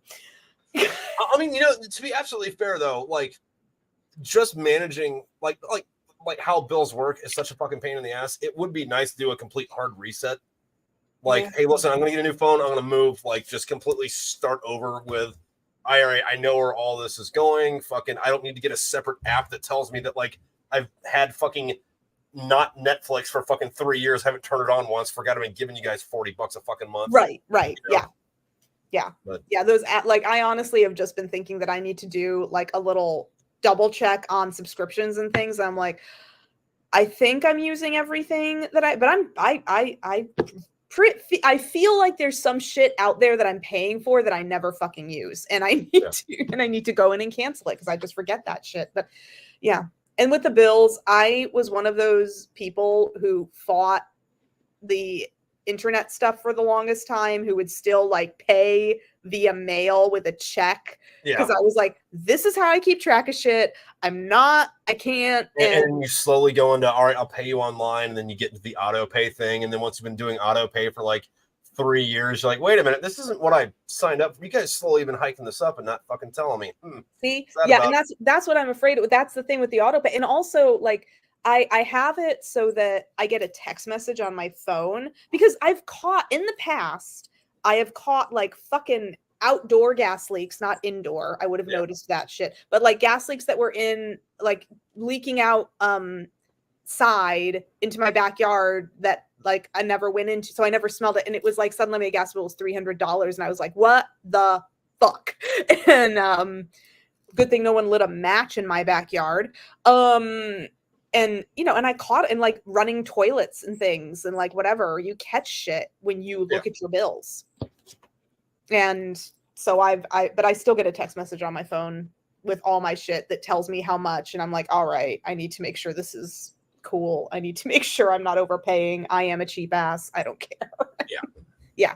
And if too much energy is being expended, I need to have a talk with, well, the one other person that lives here. But hey, what are you spending money on, man? What are you doing? What are you doing? It's not a secret room full of books. Oh, it's not, is it? No. Yeah, if he's keeping a secret room full of books, I would be mad, but not for money reasons. I would be mad that he kept that from me. And yeah, that would be upsetting. But no, it's mostly him jacking up the AC and me being a tightwad about it. And then like that's another one that I don't get. Like maybe energy was more expensive when I was a kid, but it's like, nah, dude, turn the fucking air conditioner on. Like there's a line. Like my parents were the people who were always like, you know, sweat it out or put on a sweater in the winter. You know, it's just like, hey, you know, you got blankets, man, do that. We're not turning this is not going above 67 degrees. You know, and it's and I won't do that, but I want to be comfortable, but I also don't want to like sometimes my husband can get a little like, I'm hot, and then he'll like go and jack it up to like in the summer, and it's fucking hot outside. Like I'm in Georgia, and it's been in the 90s consistently for like a month at this point, and it's humid as fuck and all that. I mean, it is August. It is, but no, it's like it's been a very hot summer. Yeah. And he like, and I'm cool with keeping it at 72 degrees. I would prefer to keep it at like 74, which feels cool comparatively. Yeah. But he'll like be like, ugh, and he'll like jack it down to 68. And I'm like, we do not have the money for this shit. Like we're in a 3-story townhome, and we have one of those things where there's a 30-foot ceiling between the second floor is open concept stuff. And then there's an overhang that looks over from the 3rd floor, but there's a 30-foot ceiling, and it costs a shit ton more money. Yeah, because you're not in a fucking tight space. But what I was gonna say is, I like, you know how like all the English people have been complaining that it's like super hot over there. They're going through a heat wave. Yeah. At first I was like, oh, I get it. You know, it's summer, it's hot. It's 75. That's your heat wave. Yeah, but my air conditioner isn't that cold. Yeah, they're not used to. Well, that's the thing. Like an English summer is in the 60s. Oh yeah. Yeah, it's very and rainy. It's like, I mean, it seems nice. Like it's on my list of places to go one day. Oh man, you gotta go. I got a lot of places that like I want to go to. That would be cash would be cool to get first. But the second one is a lot of stuff. I've been to a lot of places that I want to go to again because I don't count having been there, even though I might have been off nature of how it was done. Like, say, I spent 3 weeks in Germany on base. Yeah. So it's like, yeah, that doesn't really count. I'm the same way. When if I went someplace when I was in immigration or something and I was there for work, I'm like, yeah, I mean, I've technically been there. I've been on soil, but I mean, and actually same Germany. I've been to Germany. Yeah. Officially. Yeah. Not really. Like, I didn't do Germany fun stuff in Germany. I did fucking work shit. And I mostly saw the inside of conference rooms and it sucked. Yeah. Yeah, it's like, what was Portugal like? Well, I got off the plane, I smoked a cigarette, and then I got back on the plane and flew over the Atlantic. Yeah, I was in Portugal, but yeah. But so technically, yes, but no. Well, though I will say one time when I went to Turkey, I went to Istanbul and I was going there because I used to I used to work with international students, for those who don't know, and I would actually recruit them to come to the US for the F1 visa and shit. And I was going there, and the fair that was supposed to be a 2-day fair got canceled. But everything, like, I landed, I was there, I had the hotel, I had everything. So I had 2 full days in Istanbul. And I was like, I can actually say I've been to Istanbul because I got to, like, I just went to the front desk of the hotel and I was like, book me a fucking tour. I want to do this shit. Yeah, especially if you're like into fucking like ancient history and shit, because that's kind of like one of those areas that shit happened in. Yeah. Like specifically these 12 blocks, not like, oh yeah, so we're gonna talk about the Kievan Rus. And that was somewhere between Finland and Moscow and Crimea, not this actual fucking building. Yeah. You know, so. Yeah, that shit was amazing. I loved it. But if that hadn't been canceled, I would have considered it like Germany to me. Like, yeah, I've been there. Yeah. I looked out the window and saw Hagia Sophia, but, you know, not really. I didn't, but no, I actually got to spend, I had 2 free days. And it was fucking awesome. I spent I did like an 8-hour tour where they take you around and they feed you all the food and shit. Right. And it was amazing. And like, we were on the Bosphorus Straits on a ferry. It was great. And then, and it was like $60 for that entire tour. Oh, that ain't bad. It was amazing. 8 hours. They fed us 3 delicious meals. 8 hours worth of entertainment for $60. Fuck yeah, sign me up. Yeah, yeah. Well, and they took us on palace tours. Like, we toured 3 palaces. We went. It was amazing. I was like $60 for an entire day. Fuck yeah. And then the second day, I just walked around. I mean, I don't speak a word of Turkish, but I was, you know, I walked around. I look Mediterranean, I blend. So I just walked around. Nobody bothered me. I belong here, yes. Yeah. I went to the market. I had fun. I stopped and got a really great Turkish coffee, like all that shit. And then by the end of the day, I just went back to my hotel and went to sleep and caught a plane to Egypt. And that was it. Yeah. Because that was Cairo I got to see too. Because that education fair, I was there for 2 extra days because I knew I was friends with one of the professors at the University of Alexandria, and he took me around. And fun fact about Egypt, if you're an Egyptian citizen, you get into all that shit for free. Nice. I look Mediterranean enough and I was dressing modestly enough so that they would believe I was Egyptian. Yeah. And Ibrahim, who is an Egyptian citizen, he basically was like, just be quiet. I'm going to tell them you're my wife and we're just going to go. And like, I got into all that shit for free. Nice. Yeah. Like Giza pyramids. They let me fucking climb on the Giza pyramids because they thought I was an Egyptian citizen. I climbed on the Giza pyramids. You got pics of that somewhere? Or? I have one pic. I was say that shit needs to go on Instagram, dude. Yeah. Of me on a camel. Oh. That's yeah. But that's it. Yeah. And that was also free. Yeah, because he was just like, just be quiet. And I got into the National Museum in Cairo, everything. He was just like, just be quiet. I'll get you in. I was like, Ibrahim, you're the best guy. You are the fucking best. So now that we're walking around here, where's Brendan Fraser at? That's not a real thing that happened. Are you sure? I mean, Brendan Fraser and Rachel Weisz. I mean, both of them. I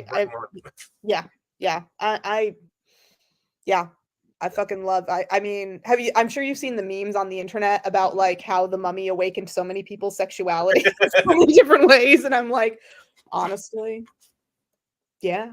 Well, the other thing is like it's a really good fucking movie. I was talking to one of my buddies about it the other day, where it's one of the few movies that is an action horror movie that doesn't make either the horror campy or the action like slapsticky enough to where it's you still get the action bit out of it and it's still fucking scary.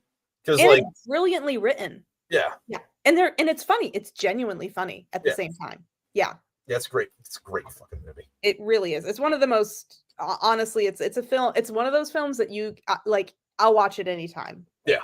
I don't care my mood. I don't care. Like, I don't care how many times I could have just watched it 5 minutes before, and you're like, I want to watch it. I'm like, yeah, I'll watch that shit again. That's awesome shit. I love it. Let's do it. The cycle. What's up? Yeah. Let's go. It's like. Yeah. Speaking of good shit, I did go see the new Deadpool movie today. Fucking. Oh, awesome. Yeah, I want to see that one. Yeah, no spoilers. Watch it. Okay. Yeah. No, I'm planning. I saw Twisters, which was really good. That was fun. Yeah. I was skeptical. I'll be honest. I am a fan of the original Twister. Oh yeah, because that was what Bill Paxton and Helen Hunt, and then the Carrie. I don't know how to pronounce his last name, but it's like Elwes or Elways. I think Elways. I think Elways. Yeah. Yeah. And he's such a nice person from everything I hear, and he plays such a good asshole though. Yeah. He's so good at playing the asshole. I think he knows. He's like, I know what my face looks like. He's a handsome guy, but he also has that, like, I'm a dickhead guy who plays lacrosse look. And he's like, I know what I look like, and I know my place. Let's do this. I mean, it's like, yeah, on one hand, he's Robin Hood and he's Wesley, but he also does have date rape face. Yeah, he's very handsome. He's a very beautiful man, but he also does have that look of a douchebag. Yeah. Yeah, and he knows it. He knows it. And he, you know what? He has made a lot of money, and apparently he is a delightful human being. So yeah, but he's in that. The original Twister, I rewatched the original Twister, but it was really good. And Glenn Powell did a fantastic. I fucking love Glenn Powell now. He's like, I mean, he's a handsome guy, but he's just done a lot of good movies lately. He's just doing it, you know, he's kind of kicking ass and all that. But yeah, it was really good. I love the special effects. They paid a lot of homage to the original Twister without being like, yeah. And they didn't do the cheesy thing where they're like, I am the niece of blah, blah, blah. You know, none of that shit. None of that shit. They didn't even talk about it, but they did a lot of things with like camera angles and shots and things. Or it's like, okay, so this has absolutely nothing to do story-wise. And if we were telling you this, if you were reading this in a book, you would not get that this and this are together. However, we are painting this to look like. Yeah. You know, like, and if you watch I went back and I watched the original film, you know, recently, because I was like, well, now I need, and like, even the wardrobe of the main female character mimics it's the same outfit that Helen Hunt's character wears. And it's just like khakis and a white tank top, but it's just like, it is that same. And I'm just like, I enjoy that they're doing it like this. This is well done. This is yeah, but I think it's definitely worth seeing, and I enjoyed seeing it in the theater because fucking tornadoes destroying shit on the big screen. Yeah, I don't think that would hit you the same way if you're looking in the little box. Yeah, I think that I mean, you know, if you don't like the movie, sorry, but personally, I think big like disaster films like that, you just got to see them in the theater. Yeah. I mean, that and the sound too, like fucking, you're not gonna get that kind of fucking sound at home. Like even if you, I don't know, get like a good fucking like VR of like, hey, I'm gonna sit here and it's gonna imitate being in a movie theater. Like you're not gonna get the fucking audio quality. No, you're not. No, and I don't. Okay, so my sister and brother-in-law, they have turned their basement into a home theater, and I mean with stadium seating, and your seats actually shake with the sound effects. Good for them. Like, it's kind of fucking awesome. Cool. And they're the lazy boy stadium seating too. Oh, nice. Yeah, it's like they spent a lot of money on it, but they did such a good job. And yeah, so I will watch those movies in their house. I'm just like, I mean, yeah, if they do it there, then I'm very happy. Yeah, but Bohemian Rhapsody was a great film. I don't know. I had mixed feelings on that one. Oh, I liked it on the big screen though, because it had that concert feel. Well, see, that's the thing though, is like I saw it in the theater, and I liked the Live Aid part of it. Yeah. But the rest of the movie was like, all right, I did a lot of reading up on Queen. Like, I know that they were involved in it, but like, you guys could have, like, I don't know, made it a little more. See, and I mean, obviously I know. Yeah. I know who they are. I know what, but yeah, I see now. You're encouraging me to go read up more on the reality of Queen, because I was not aware it wasn't wholly accurate.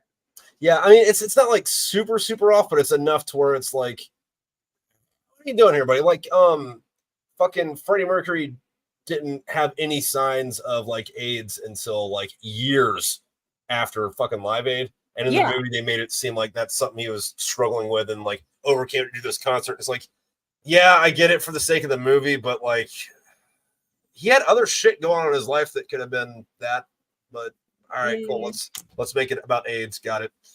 Yeah. Well, I know when he did. I mean, he looked perfectly healthy when he did all of that. And yeah, but like Live Aid was like what, 84 or 86, and I think it was 84. Yeah, but yeah, and I like that they did like shot for shot, like they actually. Oh yeah, it was really cool that they did the whole fucking set too, not just the part. Yeah. Well, and even like the half drank Pepsis and shit like that. Yeah. They made sure the cups were at the correct angle and that there were correct levels of fluid and everything. They really made sure. Like I do enjoy that final scene quite a lot. But I mean, like anybody, obviously I didn't see the Live Aid live because I was a toddler when that happened. But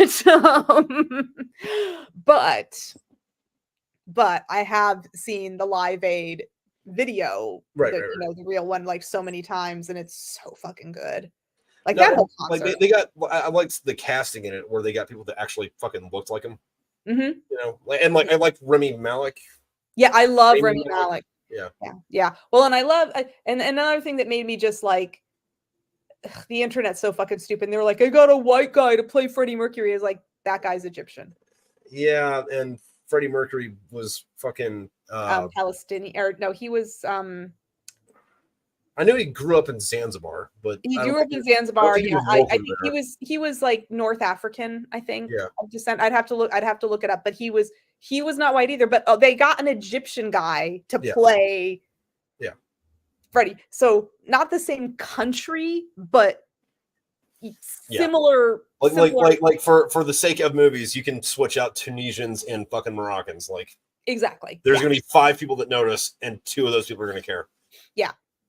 Yeah, it's like same grouping of human, continental areas and everything. And but I remember when it exploded and people were like, oh, you got a white guy. And I was like, okay, I do agree with casting, especially when you're casting real life people, you should be accurate in your casting, but Remy's Egyptian, man. like get your shit together. Yeah, because like wasn't Freddie Mercury's name Farouk?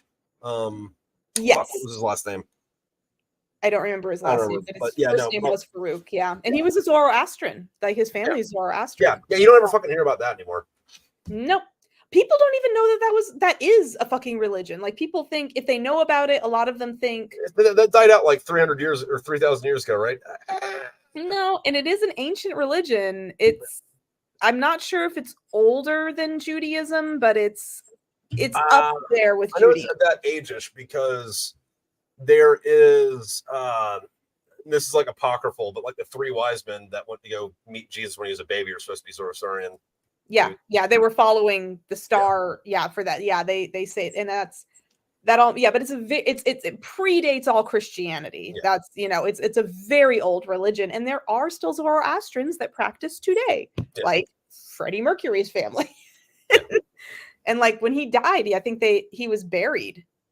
With those traditions and everything. I think. Yeah, I don't know. And then I might have been getting that from the Bohemian Rhapsody movie, but I don't think they would have said it if it wasn't true in that particular case. I don't know. I'm gonna look it up, but he was Zoroastrian. Yeah. It's like, I don't know. The world is crazy. But yeah, no, there are some other ones though that were like way off and on purpose. But like, did you see the fucking Weird Al movie?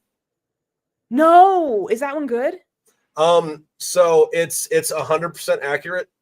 And Weird Al had a big problem with being a drunk asshole on stage, doing a lot of cocaine. He banged Madonna. Pablo Escobar kidnapped Madonna because he was upset and jealous of Weird Al. So Weird Al went down to Nicaragua and killed a bunch of people, like, you know, with a machete and a machine gun without a shirt on, while the Rambo theme was playing. It was a lot like UHF, but they just presented it as a real fucking thing. It was Weird Al, not a fucking character, and it was fucking glorious. Apparently, I looked into it, and they asked Weird Al about fucking like, hey, can we get details on this or whatever? And he said, no, but have fun, kid. Yeah. And like he's got a cameo in it, and so like he's like they're at an awards show, and he's like watching the awards, like, what the fuck are you people, and why are we giving you money for this? So it's like, I see, and I love that. And see, he keeps his private life private, but he also like his also in the movie, he had a big feud with Michael Jackson because Michael Jackson kept stealing his songs and making them not about food. Oh damn. Okay, it's like, no, that song is about eating eggs. Yeah. I need to see the Weird Al. Well, and also, like many kids, I was a huge Weird Al fan when I was a child. I had so many of this. One of the worst songs, You Just Don't Love Me Anymore. And it was, I used to have it memorized. I don't have it memorized, but it's like basically, and I don't remember what song he was spoofing on, but it's like a song about a couple and they fucking hate each other now, or the wife hates the husband now, and the husband's like, you shoved my face down on the barbecue grill, now my scars are all healing, but my heart never will. And it's like, you set my pubes on fire, you pulled out my chest hairs with an old pair of pliers, something tells me you don't love me anymore. And I'm like, this is my humor. But this is what I was fucking listening to when I was 10 years old. And I sang it and I had it memorized. And I'm like, this shit is really dark. Yeah. Thanks for that. Yeah. I like the one, I think it's oh fuck, who the fuck does the original song? Like Our Love's in Jeopardy. Oh yeah, yeah. But Weird Al did it as if like he's losing the game show Jeopardy. Mm-hmm. And like the like half of it's him singing and half of it's the announcer just calling him a fucking loser for the whole song. There's so many like actually one of the songs that you remember, Rico Suave, the one hit wonder guy, is like, and he had his spoof on it was just like burrito queso, and it was just talking about Mexican food the whole time, and it was really great. Yeah. Also underrated, I do enjoy his polka covers where he doesn't change the lyrics, he just does the song in polka. Mm-hmm. Yeah, those are good. Those are good. Now I got to go listen to some Weird Al. Now I have to watch that film. It's good. Thank you for that. I need also, so is UHF if you haven't seen that. I am drawing such a blank, but as I mentioned at the top, I am so fucking tired. Yeah, so, like, it is getting a little late, and you did set an alarm. But on that, fucking ladies and gentlemen at home, starting Wednesday, we are going to start doing chapter by chapter Smokepit Fairytales Part 4. Chain Smoke Your Problems Away, and Hollis over here is returning. And but who am I? You'll figure exactly. it out. We've got some fun stuff coming up for you, people. Mm-hmm. Yep. Yeah. It's gonna be. I am having so much fun with it. If that tells you anything, I'm enjoying it. So so will you. So fucking listen, please. Or you know, you people will read it and it'll pull a Catcher in the Rye, and then like just make sure to like write our name in the letter for when you're gonna. Yeah. Well, they already got John Lennon, so whoever it is. Yeah. Like just credit, because if you're gonna do that shit, like at least tell people to buy our books. Yeah, and on that, so people should go buy and read To Save the World, The Queen Witch, Spare the Swallow, and what did you say was happening in October? October, Tear in the World, which if you go to my Instagram, which my name, Hollis Joe McCollum, is just at that name. Creator and Destroy Overworlds is just, like my state of being. But Yeah, it's Terror in the World, which is the third book in this fucking trilogy. And, you know, shit goes down. There's a lot of shit that goes down. And there's relationship, and apparently I start off with a fucking horror show, according to some people who are hearing about it. And I'm like, well, sorry.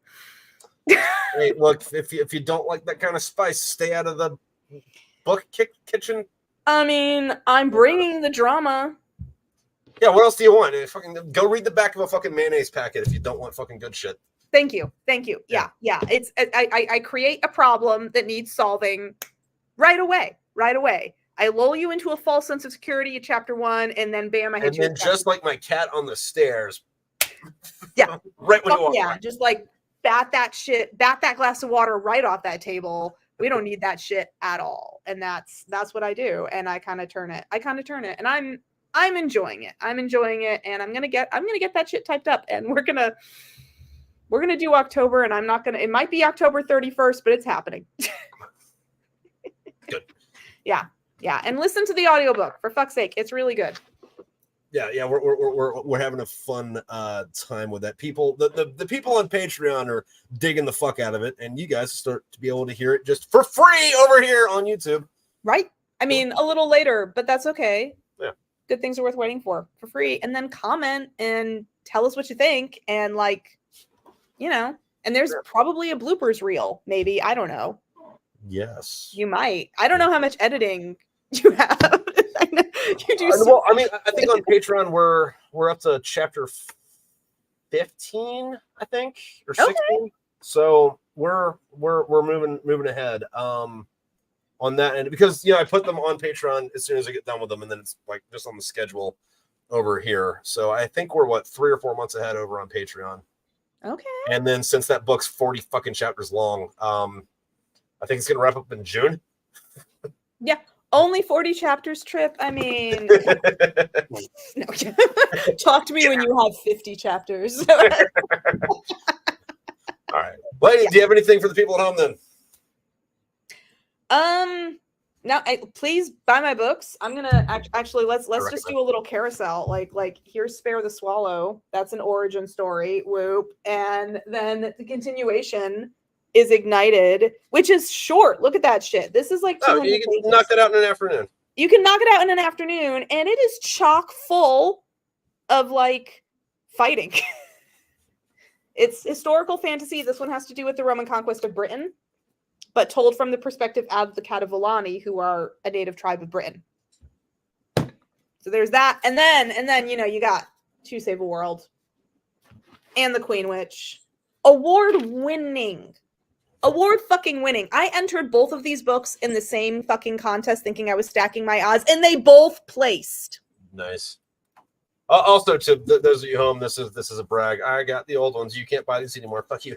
Yeah, you can't. Sorry, can't get them anymore. But the new ones are very pretty. Yeah, no, I do enjoy the new cover design. Yeah, and I put maps in them. Like, that like they're more uniform now, because like if you saw these on the shelf, you're like, those are in the same series.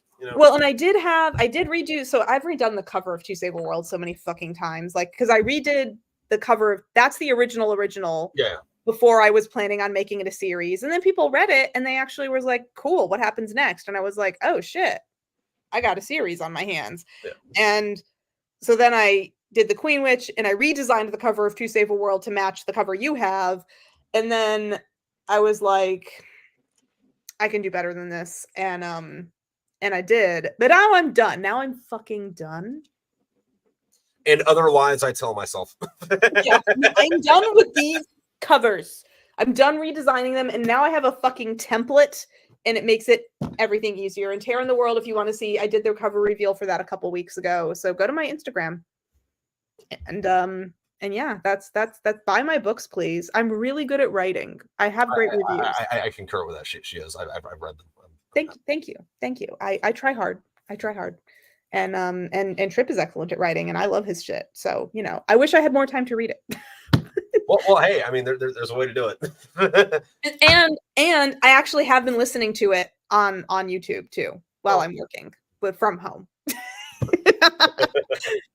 From home. I don't listen to it at work, even though my boss The CEO is an Irishman from New York, so like yeah, he'd be fine. But HR is always going to exist somewhere. Yeah, HR exists, and so I just but you know, if my CEO walked in, he would be like, "What is that?" in a good way. But the other coworkers might not be, so we're gonna not so much. Yeah, we're gonna chill on that. But yeah. So read / listen to all our books and shit. We try really hard, and we're good at writing. That's my pitch. Right, ladies and gentlemen, adios.